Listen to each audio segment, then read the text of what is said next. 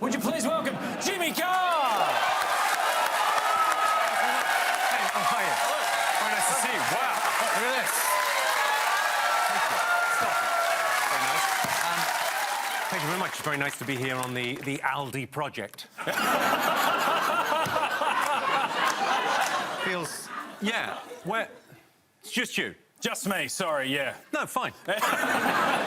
Now, your jokes go hard. Like, you throw some elbows in your stand-up. I'm curious, what assumptions do people make about you as a person, I think based on having seen your jokes? Yeah, most people, having seen my shows, would think, this guy is an arsehole.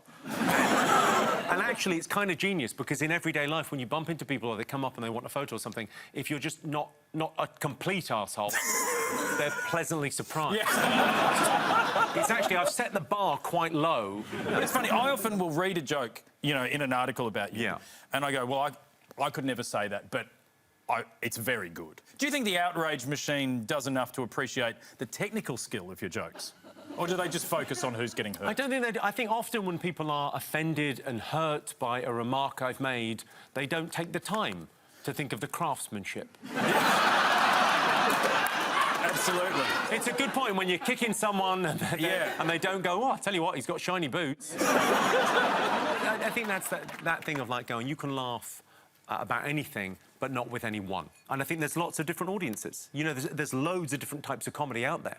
You know, I'm out there on tour, and Hannah Gadsby's out there on tour, and Chappelle's out there on tour, and you go and find the thing that's right for you. There's, like, it's not one sense of humour. I think you're right, though, that Venn diagram doesn't cross over much at all. Maybe you and Chappelle are kind of... You and Chappelle are there. I don't know. But if it was Twister and you were trying to get from you and Chappelle over to Hannah Gadsby, it's going to be fun to watch. So, listen, everyone's doing their thing.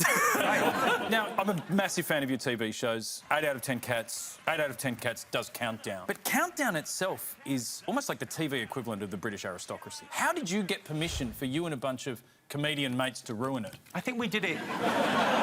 It was I think it was something like the 30th anniversary of Channel 4, and they were doing mashups of shows, and we got Countdown. And we're very lucky because they've got another show called Embarrassing Bodies.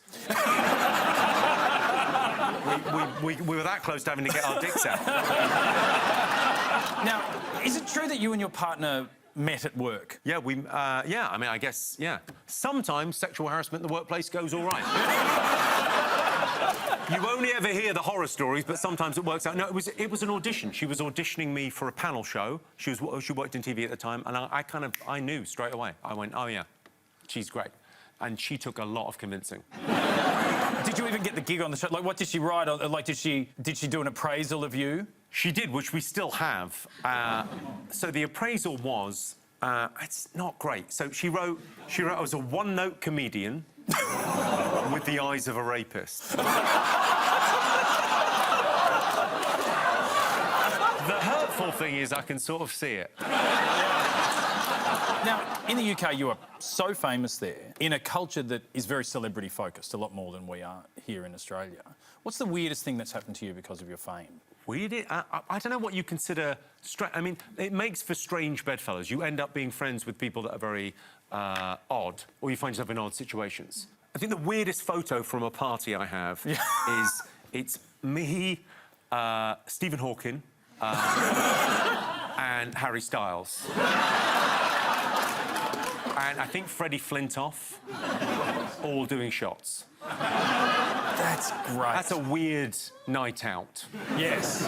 Harry was incredibly sweet. He was throwing ladies into the pool, but he was so polite, such a nice man. He was going, have you got your mobile phone on you? Well, maybe take that off and then I'll throw you in the pool. And they'd go, yeah, please. He's the greatest. He really is. As long as he didn't throw Stephen Hawking in. Yeah.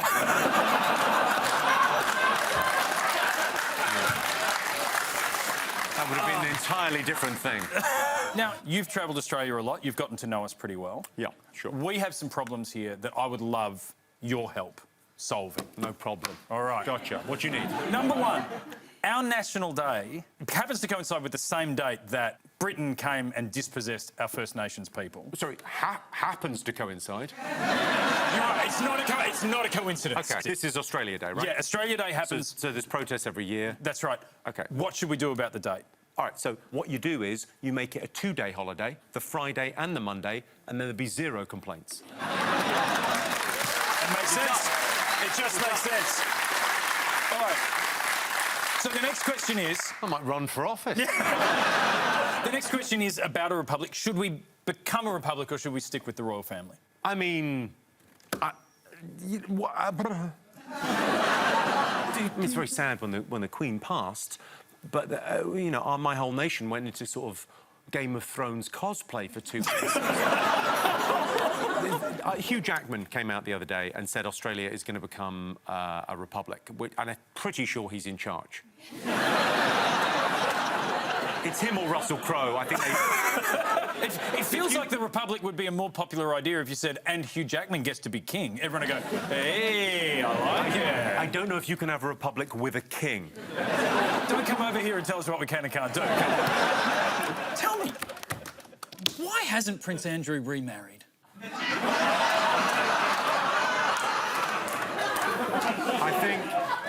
I don't know. He's eligible. I think because him and Amber Heard haven't met.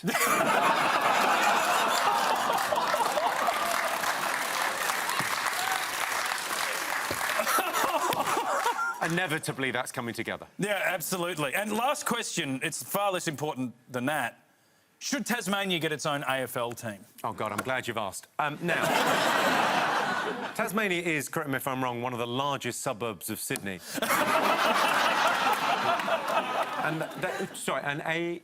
AFL, it's yes. Australian rules football. Yeah, of course. Yeah. Yeah. Yeah, probably.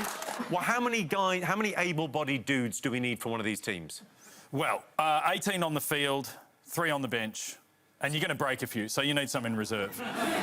So you need 30... Roughly 30's a good squad, yeah. 30 squad of 30. I don't know if we can do it in Tasmania. It's too many. Would you please thank Jimmy Carr?